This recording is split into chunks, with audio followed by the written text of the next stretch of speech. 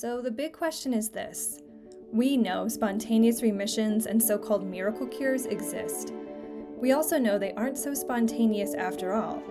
I'm living proof of this, having cured my quote-unquote incurable illness. There's something to how this happens. So how do we, as humans with chronic symptoms, tap into this so-called miraculous healing capacity? That is the question, and this podcast will give you the answers. My name is Dr. Erin Hayford, and welcome to the Sacred Illness Podcast. Before we begin today's episode, just my standard medical disclaimer.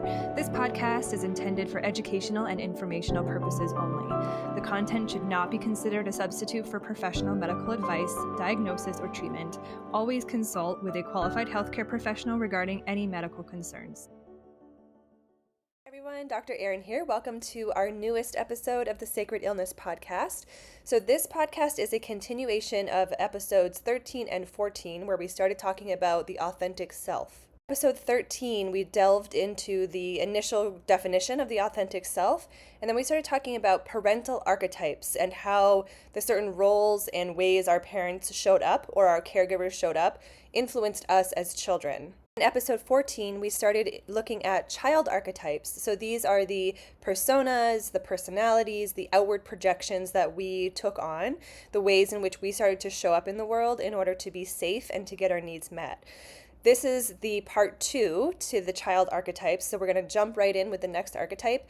I hope you enjoy, and if you haven't yet, go back and watch those first 2 episodes so that you know what we're talking about in this one. Enjoy!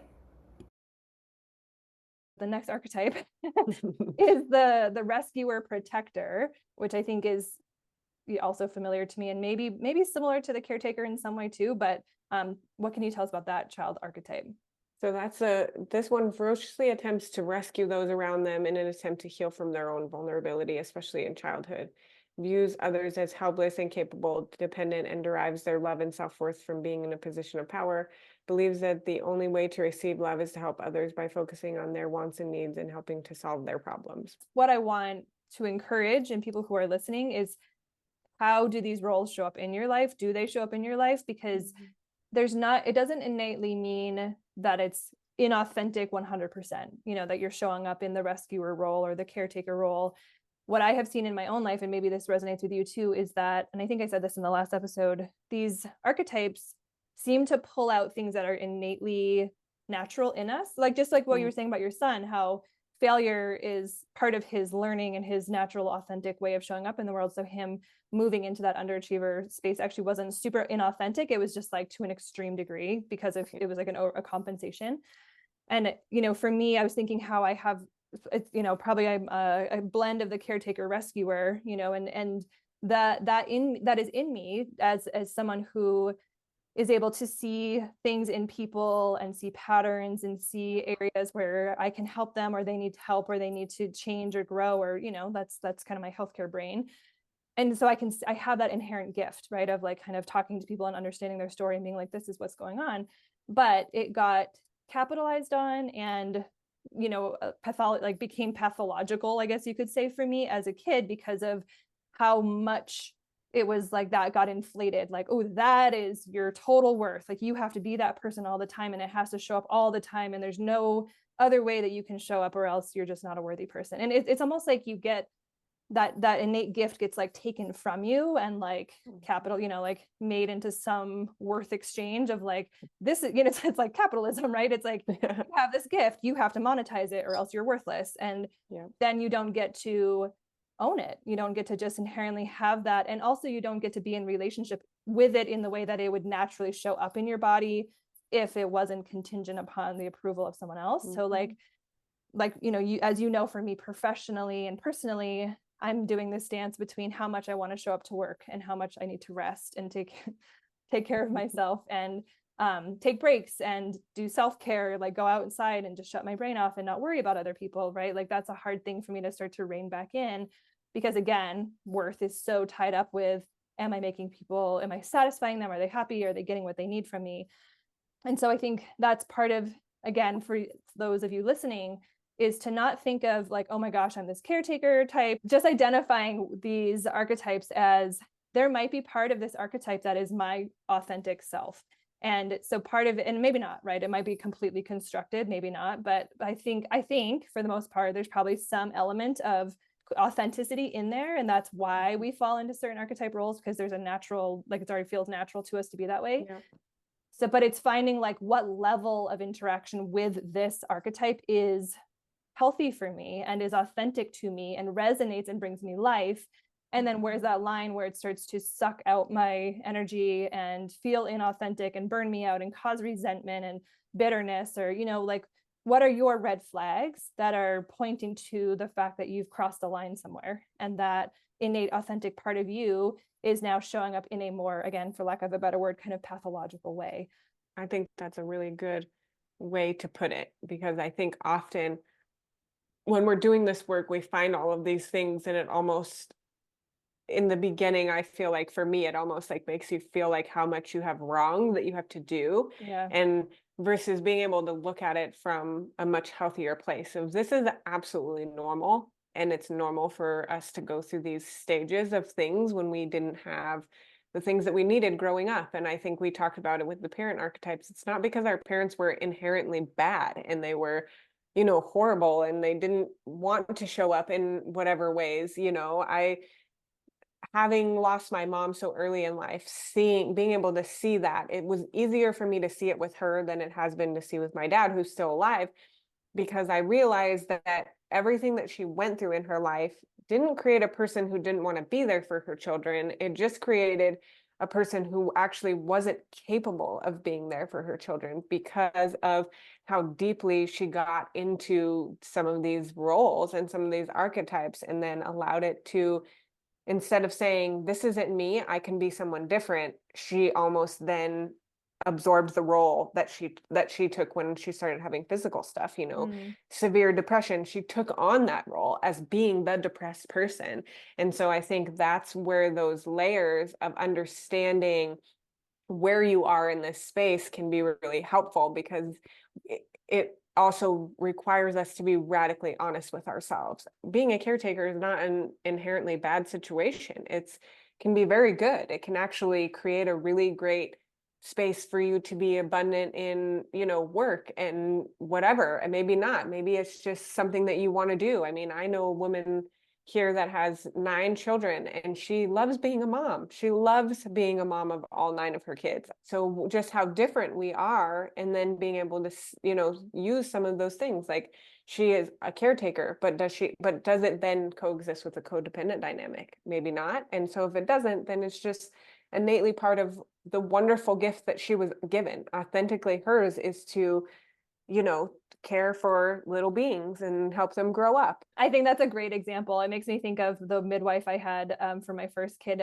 She's like the mom archetype, you know, she's just this natural, like she felt like my mom when she was taking care of me when I was pregnant. And she just exudes this like loving, like present, caretaking, you know, role. And at the same time, she'll be like, these are my office hours and you can't contact me after that. You know what I mean? Like, she has like really good boundaries, but when you're with her, you just feel cared for. And so yeah, like I think that's part of it too, is and that this is where it comes back to what we were saying about like really honoring our individuality. And like you said perfectly, like she has 9 kids, you can't imagine that, but for her, that just goes to show her archetype type, you know, like, or her persona, her authentic self is to be that person. And it obviously shows up differently for you, and that's okay, right? And I think that's part of it, is like, it's okay, we can be different, we are different, we need to be different. The way that to think about this is that onion layer analogy. Our authentic self is the core, and then every time we add on a different persona or different way of showing up in our lives, it's like adding a layer to an onion. And that outermost layer is the personality. That's how we currently are showing up in the world, you know, separate. It's a separation from that authentic self. And that's kind of, we identify with that person. We think of that as, this is who I am, this is me, this is how I show up in the world. We identify with that outermost layer. And so we identify with whatever those archetypes are as self, until we start to see them for what they are. And again, kind of find that space between how much of this is really me and how much of this is persona and personality, and how do I shed that part of it. And it can be very hard if we identify with something so strongly, because it is so strongly tied to getting a need met still in adulthood, that, you know, that makes it that push-pull becomes very challenging. Like we were saying at the very beginning, this grieving process, when we start to shed these layers that we've really identified with or feel very strongly that we have to keep around in order to get needs met, it feels very vulnerable and it can feel very scary. And we see that a lot, you and I, in this work we do with illness, where, you know, a lot of folks, or not a lot, but people sometimes need to feel sick because it is the way that they feel they get the attention that they never got as a kid. Yep. So that's a whole other conversation for a different time. But I was thinking about, I think this idea came up with the rescuer specifically, about how it's hard to let go of certain roles, because that rescuer, it's when you're trying to rescue someone, like, you don't want to let them drown, you know? And so I think it's really hard for that persona in particular to let go, literally and figuratively, because you see the person you're trying to rescue is still struggling. And so that's a really hard one to step back from and let go of, and find that boundary of saying, like, they still need help, but I can't be the one to get them there. And I think that does show up a lot in healthcare as well, for some people who are drawn to healthcare, of like, I'm going to save everyone and I'm going to fix all the problems. And it can lead to like a kind of a codependent type relationship. And again, thinking about that law of attraction, if you are someone who has a lot of people in your life that need to be rescued, that seemingly have endless problems that are just nonstop, never seem to have an answer or a solution, then you might be the rescuer, right? Because again, we're attracting in, how we are showing up in the world is going to pull in that person who needs or wants that attention or whatever that is. So then we have the life of the party. Who is this person? So this person is my husband, but it's also this is the always happy, cheerful, comedic person who never shows pain, weakness, or vulnerability. It's likely that this inner child was shamed for their emotional state, believes the only way to feel okay and receive love is to make sure that everyone around them is happy. And yeah, so I mean, I am not this person. I am the furthest from this person, but my husband is very much this person. So it is interesting to me that as an overachiever, kind of caretaker, protector, that I chose a partner that is the life of the party. And I mean, he's obviously changed as he's gotten older and done his own work, but I very much saw that in him when we first met very young. And then those are always the stories of him as a child, is he was, you know, always doing something funny and always acting out and always making everybody laugh. And, you know, and then as he started to do his work and deconstruct it, he very much saw that, you know, there was a lot of shame around emotions. And then not only was there a lot of shame for him around emotions, but there weren't anybody around that was showing many emotions other than anger. And then they would shame themselves for being that way and couldn't show up for anything else. So if you were upset and you were crying, there was always some excuse, you know, like, I'm upset because somebody's behaving mean to me. Well, that's just the way that they are. That's just the way those people are. Don't worry about it. Instead of validating the fact that it's okay to be upset about that, is, I think this one is the most interesting to me, because it's interesting to me how someone can be shamed for their emotions, can be almost shut down from their emotions and disconnected from them. And the reaction to that, to get their needs met, to survive, would be to make everyone happy and to be the life of the party. Like, that's such a extreme for me for some reason. Maybe not for listeners, or even for you, may not resonate with that, but it does feel very extreme to me. And I know another person that is like this, where you can tell that they've had a lot of trauma in their life and they've had a lot of things go on with them, but they're so funny and they're always making everybody laugh. And it is like, it almost allows them to be seen, but not really at the same time. Yes, I agree, because again, my compensatory reaction is to shut down. So to like go the other way, and in such a big way too, because it's such an attention drawing kind of persona.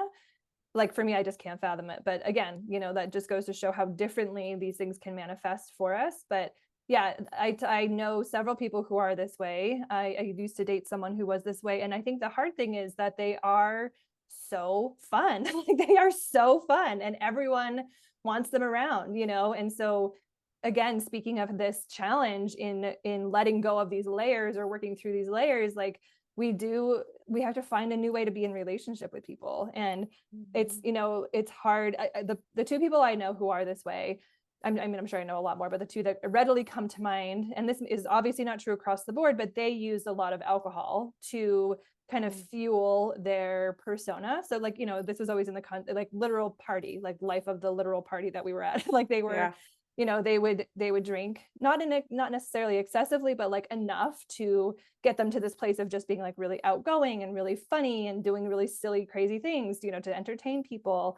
And there was this, you know, it was kind of adding to that capacity for them to just detach from whatever else was going on in their bodies, whatever other discomfort they may feel. And I know for a fact, one of them had a lot of social anxiety and had a lot of insecurities. And so that alcohol kind of helped to cover up whatever discomfort he was feeling in the context of the party and the social situation, and allowed him to get that attention through the way that he learned how to get it.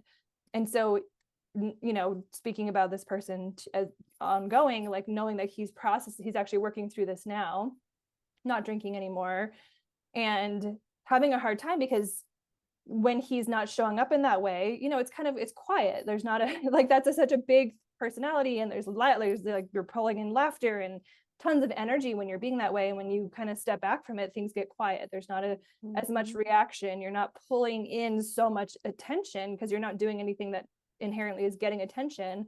And so you're just sort of left with this quiet inner world where it's like, oh my God, this is so uncomfortable. Like, no one loves me. No one's showing up anymore. No one's responding to me. Like it almost like begins to validate why we do it in the first place initially. So it takes a lot of that understanding of what's going on and having that really like grounded perspective of like, this is normal. It's normal for like when I step back and stop showing up in this really big way to pull in all this attention, like of course the natural response is that it's going to be quieter.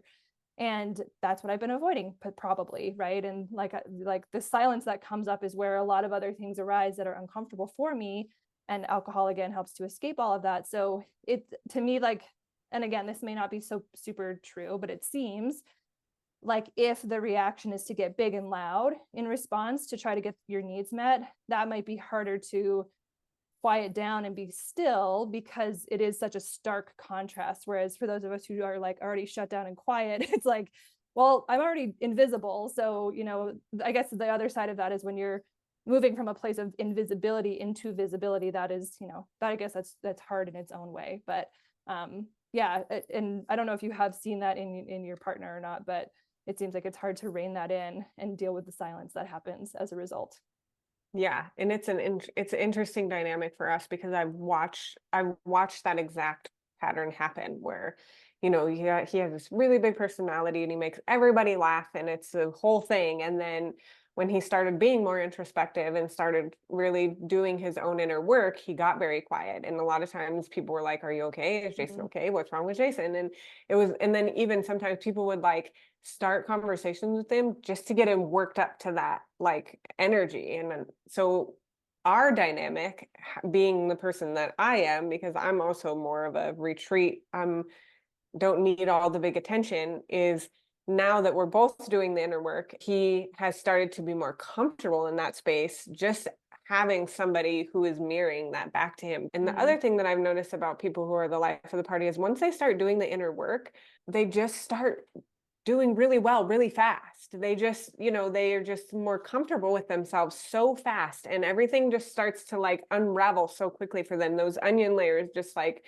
you know, fall off. I don't know what that's about, but I definitely notice it more in that kind of energy space than I do in some of the other ones. Yeah, I noticed that in the one person I was referring to. Like he started it and he had a period of discomfort, and then he just sort of fell into, it's almost just like, how did it work so easy for you? Like, can you teach that to me? Because that seemed a little simple, but yeah. Yeah, that's interesting. And if you're listening and that resonates, like leave a comment, whatever platform you're listening on, because I want to hear about your experiences with this as well.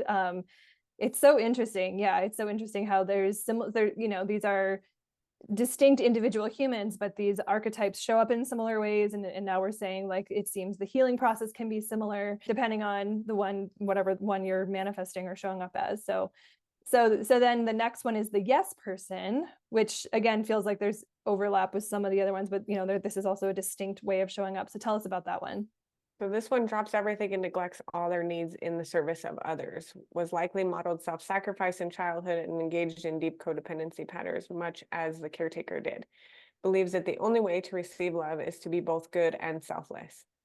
Yeah. Yep. Yeah, yes, this is me. So this is an interesting one for me too, because I feel like I have some tendencies that maybe fall into this as far as like dropping everything for people. I did that a lot for my family. And I think it's interesting for me because it's interesting to have someone like this in your life as well. And my mother-in-law is very much like this. You can call her any time of the day or night, and it doesn't matter what you're asking her to do, she'll do it. And that it was a weird dynamic for me having a person like that in my life, because I often felt like I was being manipulative of her almost, because that was always the person that I went to if I needed something. Yeah. Is that I would always ask her because she would never say no. Right. And so it just didn't, a lot of times it didn't feel right to me, and obviously that's my husband's mom. So he knew she was like that. And so, he would be like, well, we'll just ask my mom. And I'd be like, well, are you sure we should ask your mom? Like, and he's like, well, yeah, she'll say yes. And so it was like, we played on it, but a lot of times it was uncomfortable. And you could tell we were both uncomfortable sometimes when we would have to ask her, but we knew that no one else was like this.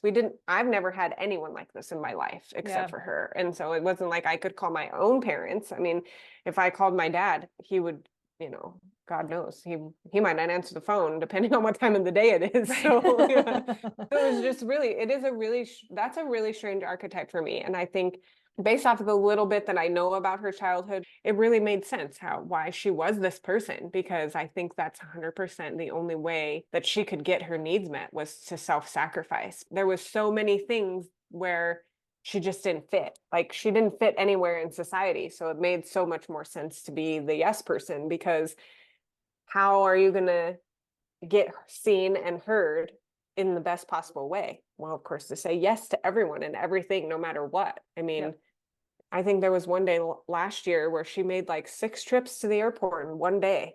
And it's like an hour from her house. So, oh my gosh. So for me, I feel like these people are the people that can hold the most resentment too, because they do all of this stuff, but then they like secretly hold resentment because she would do that too, because we were her main source of communication, and she could 100% be more herself around us, even though we knew that this was part of this persona that she put on to stay safe. She would also be more open with us and be like, I don't really want to do this, but they're my friend, and she would like you could feel that she was starting to harbor resentment towards people. And I definitely, like I said, I don't know a ton of these type of people, but the couple that I know, I do feel like they are more prone to harbor resentment. Yes, 100%. And that is part of what can lead to the illness, right? Like that resentment and that anger, and that's what seethes inside of us. And anger is that's a big energy to be repressing. And it just goes to show how strongly we identify with having to show up in the world in a certain way, even though it's making us so angry or uncomfortable or resentful or whatever. Like, the payoff, so to speak, of showing up in that yes person way is still bigger and better than, listening to the anger that's inside. And I definitely had a person in my life, and I won't get into specifics because I think they listen to the podcast, but there was a yes person in my life, and it influenced me. It was part of my caretaker thing, was just to be the yes person. And similar to the life of the party, that people love the yes person, right? Like, there's just if there's anyone you want around, it's the life of the party, it's the yes person. You want to pull those people in, and because they're not competing with you, they're not withdrawing from you, they're not like, they're just anything you want. I'm going to entertain you, I'm going to love you, I'm going to say yes to you. Like, you're like, please, yes, be my best friend, take care of me, do all the things. And like you said, it can be hard if you are not necessarily like the person who is attracted in by that, if that's not the wound where you need a yes person, but they're in your life, it's hard to not interact with that still, because no matter who you are, who doesn't like someone saying yes to your requests? It doesn't matter how you were raised. or what you need from someone, that is a hard energy to not take advantage of. And so and then it becomes this dynamic of like, am I responsible for setting the boundary here? Because that doesn't feel right either, but I also don't want to feed into their pathology and like creating, resentment. And it sounds like you guys have a healthier dynamic than, she might for her friends. But generally that's hard. And when we have a particularly when it's, and I don't know, I'd have to look at all the different archetypes, but it seems like particularly for someone like the yes person, where it's like you potentially could constantly be engaged in something you said yes to, right? Like your whole schedule, every minute of your day could be filled with saying yes to something else. It takes up all the space and time where you could spend any ounce of energy on yourself, right? And I think that's where these archetypes can get really, really intense, is when they are taking up all of who we are, all of the way in which we're showing up in the world. And again, I think the yes person is particularly vulnerable because of just the way that archetype shows up. Same with the rescuer, right? And the caretaker, like those ones that are kind of focused really solely on one other person or a few other people in particular, when all of that energy is going out to that person or people, then there's no time in the day to be yourself. And I think that's on purpose, right? Like again, a lot of these archetypes are about getting away from yourself and getting away from things that are in your life that don't feel good, or things that are in your body that don't feel good. And it's about getting needs met and all the things we talked about, but it's just really hard to start to scale that back, because I think a big initial feeling when you start to work through these archetypes is, well, who am I then? Like who actually am I if my entire calendar is filled with saying yes to people, and suddenly I have a 2-hour gap in my afternoon?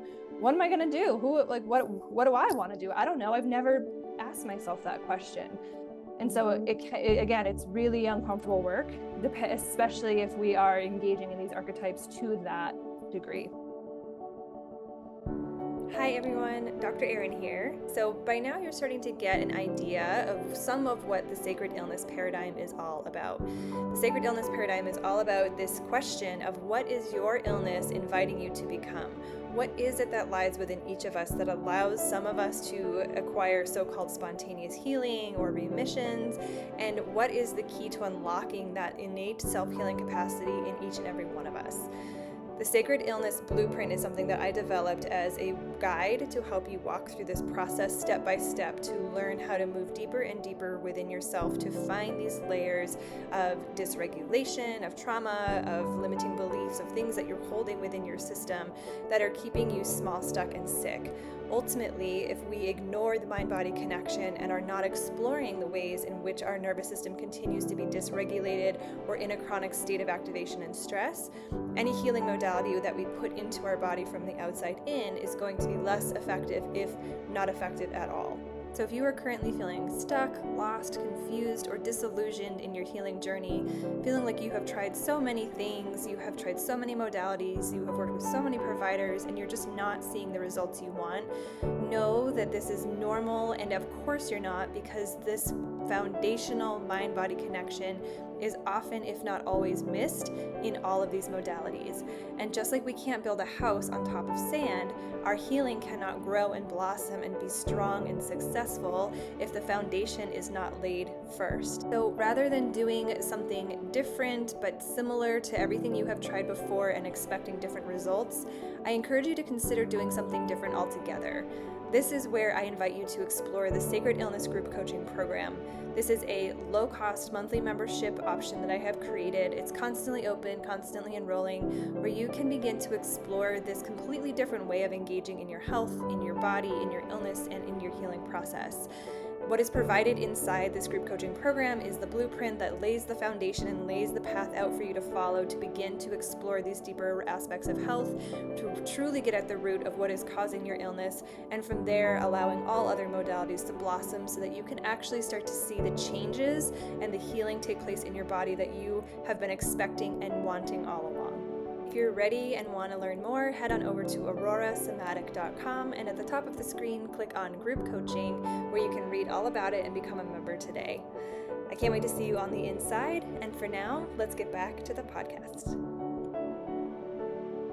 She engages to that degree for sure. And Yeah. and a lot of the things that she's struggled with health-wise have been things that would force her to slow down. Like, Yep. you know, she's had issues with her heart and she had to have her hip replaced and like, you know, things like that. Like she fell down and really hurt herself, broke both of her wrists. And so it was like almost a forcing of, you know, there's nothing you can do when you have to have your hip replaced. You're not moving a whole lot. You're certainly not doing anything for anyone. Yeah. And the weird part for me with this particular archetype is, and maybe it's not across the board, so if you find yourself being a yes person as a listener, I'd love to hear what your feelings are about this. But for her specifically, she doesn't have a lot of people in her life that would help her, and her friend group is very large and like everybody loves her.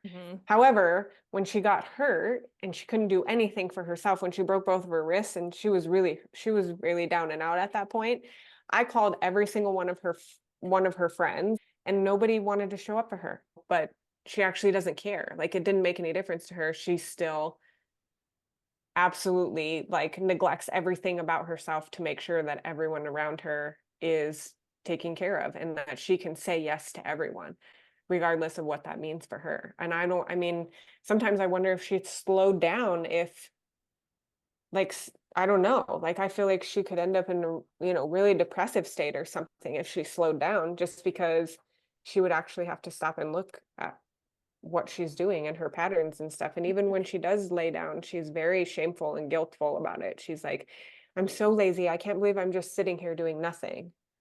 Yeah. And it's like, you've been sitting down for 15 minutes. Like, what are you talking about? You can take a break. Yeah, exactly. Yeah, it's so interesting because the yes person in my life is so similar to that. And it is like there's constant go energy because there's just that like moving away from the self, right? Because there's not, when you settle for too long, then you're left with yourself, and that's an uncomfortable place to be. And in my yes person, depression is a big part of their life. And so it is this kind of push pull between like go, take care of everyone, make sure all the needs are met, make sure everyone is happy. And then when there's stillness, it's the body saying no and being like, stop, slow down, lay down, like please. But there's that resistance against that because it's you know, it's hard to look at that stuff. Yeah. And one of the big keywords you wrote in the description you sent is selfless. And I think when I think about the yes person specifically, because of what you were saying about your mother-in-law, where she has tons of friends, but then in the moments of need, no one shows up, right? And that selfless behavior is so much of, and this is how it shows up in my yes person. What do you want to do? Oh, I don't care, whatever you want to do. Like, it's that, like, how do I make you happy? What do you want? How do I say yes to you through everything? And so essentially the way like these archetypes train people how to see us and how to respond and react to us. And so by being selfless, which is theoretically like a noble thing to be, right? Like we just, oh, what a selfless human, what a wonderful sacrificing person, right? Which is, you know, it can be good. But in this context, you are training people to basically see that you have no needs at all. You are needless. You are completely competent in taking care of yourself. And so why would I worry about you? You say yes to me, you do what I want, and then you need nothing in return. Great. What a wonderful dynamic we have here. Like, stick around.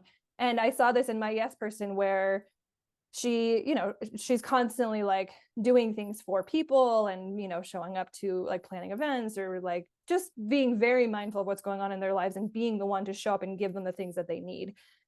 And when she retired from her job, her career of, you know, many years, no one organized a retirement party for her. Not one of her, and a lot of her friends were part of her work, you know, like worked with her, even though for the last like 5 years she had spent going to their parties and planning them and cooking for them and all of that, and not a single person did that for her, you know. And there's, you know, there's lots of examples of that, but it's just that because you almost think like, well, they're fine, like they don't need it, or, you know, like they don't want that, or I don't know, there's just a way, because I'm reflecting on how I think of this person, and it's that similar thing of, well, they don't need it, they're fine, you know, like they've never asked for anything, they've never expressed a need, so I think of them as a needless person like in that, like literally does not have a need. But then that resentment comes around because of course they have needs. And of course there's a self in there who wants to be loved and taken care of. But if you don't show that part of you and you don't ask for it, or you don't let it come out, and you don't have boundaries around how much you're giving of yourself, no one's going to do that. And so I think one of the harder things of this work is to reflect on, how am I responsible for this dynamic? This person that I resent, and who, sure, yeah, they're doing something cruel or unfair or mean or just whatever by not taking care of me when I have all these broken bones, like that's hurtful behavior. But how am I responsible for training them to respond to me in that way? That's the hardest. I hate that part. Like whenever I have to do that, I'm like, I don't want to take responsibility for this, but there's always something that's ours, right? Like we, in some way, shape, or form, trained them to respond to us in that way, or to not respond to us in that way. And so, that's a hard thing to acknowledge. So the last one is the hero worshiper. So let's hear about this one. So this one is a person that needs a person to follow, a guru or some sort of thing like that. Likely emerges from an inner child wound made by a caretaker who was perceived superhuman without faults. Believes that the only way to receive love is to reject their own needs and desires, and views others as a model to learn how to live. So an interesting example of this, I do not know very many of these people personally. I know a lot of people in the spiritual community that are like this, but I don't know a lot of people who are like this. But an interesting dynamic that showed up from my husband, who, as we said, was the life of the party, was when he started doing the inner work, he started to get more into this archetype. So, which made sense because his dad is very much believes that he is superhuman and has no faults. So it made sense, but it was interesting how I never really saw it show up throughout our relationship, or ever heard any stories of him being like this as a child, like where he felt like he needed to follow others or anything like that. And so it was interesting how it showed up like that in the beginning of his sort of inner work journey of, he actually found like gurus and people to follow that seemed as though, from my perspective, I don't think he felt this way, but from my perspective, that you're supposed to reject your needs and your desires. Like that was the message, is you have no desires, you have no attachments in this world, you have no emotions, like you have to separate from all of that stuff. And so a lot of our conversations would sometimes get, I guess, heated in a way, because I was like, but what if you are? Like, I understand what they're saying, but what if your purpose here on earth is to be human and to experience emotions and to experience needs and to experience desires? Like, that way was just a question that I had, because some people are meant to be, gurus and spiritual leaders, like for whatever reason, that's their path. And so I think they have to learn to let go of some of that. But I was more trying to say, for your journey, maybe that is where you'll end up. But for the beginning part of your journey, I think maybe it's helpful to learn how to have needs and desires and express your emotions versus finding somebody whose message is to not. And so it's been an interesting thing to observe, to be an observer of that. And like I said, I don't really know any person who falls very, very deeply into this particular design or archetype. Same. Yeah, not to this extent. But what I have seen in myself and in others to like a minor degree is that, when you don't have a strong sense of self, it is easy to kind of follow someone else who has a really strong conviction, or this is the way to do it, or this is, because I think that to some degree that's very normal, when we're trying to find ourselves and we're trying to find our footing and get in touch with who we are, we can follow people for a while, or we're attracted to people. So I think that's very normal to any degree for most of us. We're always attracted to people we want to learn from. But when it gets into that archetype degree, I think it's that like you become them completely, right? And it's so you're like your sense of self becomes that person is who I am. So again, I don't know anyone, like you said, to that extreme, but I do wonder, someone like myself who came from a home with a narcissistic parent, how that can feed into that in some sense, because obviously with narcissism, you know, you are not you, you are them, right? So it's kind of, there is sort of that guru kind of feeling, although it's not spiritual or beautiful or anything like that. But I see that in myself a lot, where I am someone who's very easily convinced by someone who has a lot of conviction, you know, and I have had to learn how to pause, but you know, I'd be the one like signing up for all the telemarketer stuff, like, oh yeah, that sounds great, like give me that miracle cure, whatever. Not anymore, but you know, that I used to be very gullible and very easily convinced by things, and you know, that shows up to some degree with you know, business stuff, or you know, everyone's got the answer, everyone's got the quick fix and the easy thing or whatever that just sounds magical and whatever. So I think it's easy for me personally to just trust that someone else has it figured out more than I do, or has a better way of showing up in the world than I do, and I should listen to them because look how confident they are, you know. And so I think that is part of that like training I had, so to speak, as a kid, of myself not existing and myself being this other person who knows better than me and who I need to listen to, again, in order to be safe. That was how I had to show up. And so I guess that's the you know, I feel like maybe that is more resonant with folks versus that full-on hero, you know, needing a guru kind of thing. I think there's a lot of degrees in which this one can show up. Yeah, and I'm like it's weird because I'm like the opposite of that. So as you were saying that, I was like, I do resonate with certain things that people say, and then I will find a way to be like, and I think there's a good part of this because then I realize that they're human, but I think it came out extreme in a lot of ways before of, oh, I really resonate with what you're saying, and then their humanness would come out and I'd be like, maybe you're not as trustworthy as I thought, and so maybe I'm not going to listen to you. Like that happens a lot with me. And so it's like the opposite with me. Like you could show me the person that's saying the most loving stuff and it seems really great and really resonant, and I'm like, well, what about this right here though? And it could be like one small little like excerpt or sentence, and I'm like, I don't know. So you know, it's interesting to me that I wouldn't know really anyone like this as a result of being so very opposite of that, where Totally. it wouldn't be resonant. I mean, that wouldn't be resonant, right? Like that wouldn't help that person to be around me, or maybe it would, but I certainly don't attract that type of person, because I'd be like, so let me tell you about your guru. Yeah. Right. And they're like, no, don't talk. Yeah, exactly. Yeah. That's funny. I see that in people who are considering working with me. That shows up a lot, that opposite thing that you're talking about, where it's like everything you're saying makes a lot of sense and sounds really good, but you know, I don't know, there's like something that they become skeptical about, or there's like one thing that I say, or there's a certain, you know, I think someone said something like, yeah, the work you do sounds really good, but I know you had to learn it from someone, like as if I was like, I don't understand the implication that I'm saying that I was born with this mental, like, of course I learned it from somebody. I learned it from lots of people, you know, but it was like, there was something about it that was like untrusting, you know, it was like, this feels good, but it's almost like you kind of look for that thing to be like, okay, nope, can't let you in my life because that one thing is off, you know.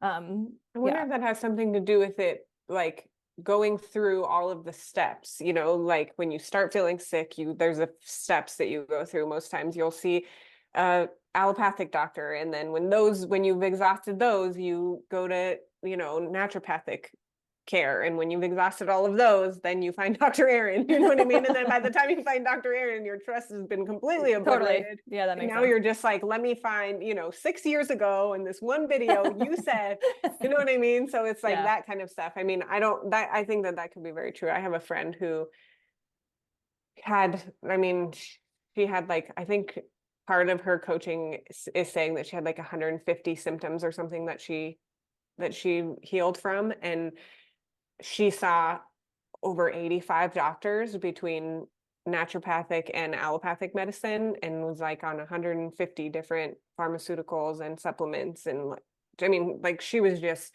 drowned by all of that stuff trying to heal. And so the avenue that she went seemed like it was very much that, like, I have to find somebody that's so different and so out of the box, because that's almost the only way that I could trust it in a way or something. It was really weird. And so I feel like for me, I didn't go through those exact steps to find you. I was more of like, I'm not going to do that because I'm not even going to try to go down that rabbit hole of whatever. Like, I just don't even want to be treated that way. So it was more of a direct route to you, but you were also somewhere in the middle of full on naturopathic, care of like very rigid, dogmatic naturopathic care. And then like whatever whatever the furthest thing from that is, like, eat rocks or something. I don't know. That's extreme, but something like that, like if you go out and you do this specific thing, that's really weird and doesn't make any sense. You were somewhere in the middle of that. So that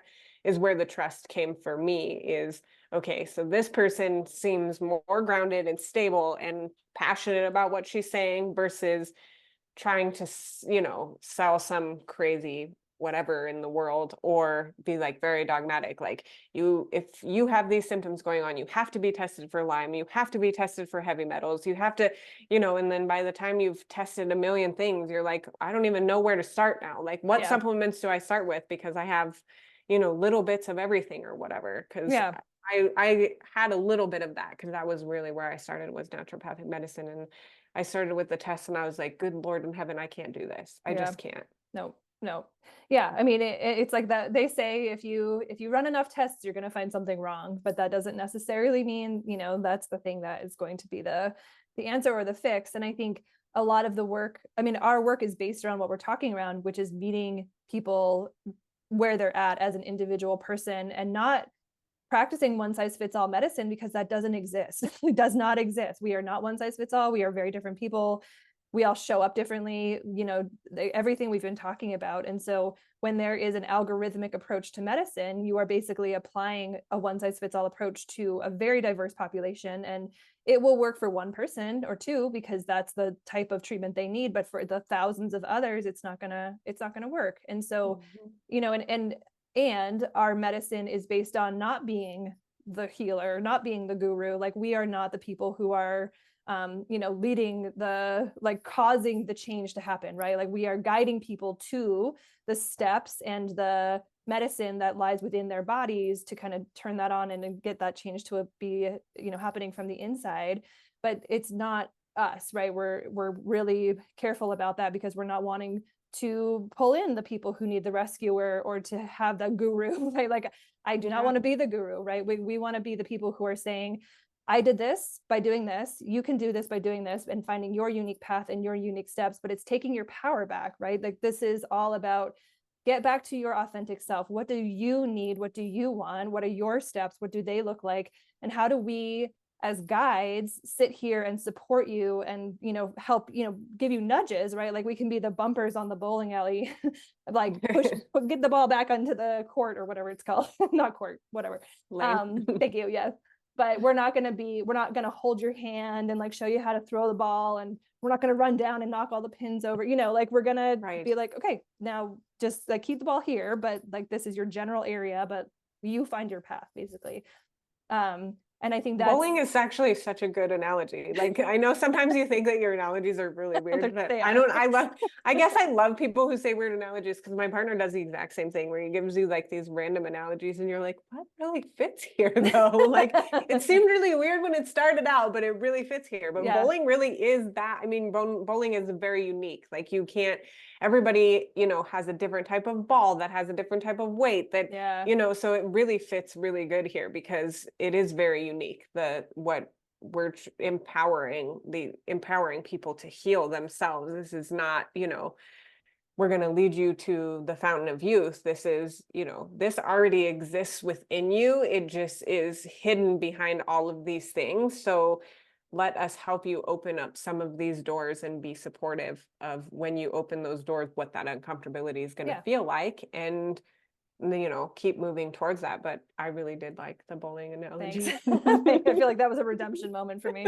Yeah. I mean, and ultimately, like, the medicine we practice and preach or whatever is that it's internal, right? So we as external people to you don't want to be the next external thing you're pinning it all on or putting it all on or relying on or counting on to be, where the medicine we have is trying to drive you internally. And I almost want to call it internal medicine, but that's a thing. That's a thing in medicine. That is not what we're doing. So don't call it that. But so it's guiding you back to what's inside of you. and eliciting the change from the inside out, because that's the grassroots way that we're going to make these shifts that need to happen in order for us to heal individually and then eventually collectively. Thanks so much for tuning in to another episode of the Sacred Illness Podcast. If you find this information shared here inspirational and educational, please share it with those you think would benefit from this work. To take this work deeper yourself, check out our website, www.aurorasomatic.com, where you can explore our coaching, community, and course options. And don't forget to subscribe to this channel, where new content is coming out all the time, intended to inspire, awaken, and help you deepen your relationship with yourself, your life, and your world. We'll see you next time.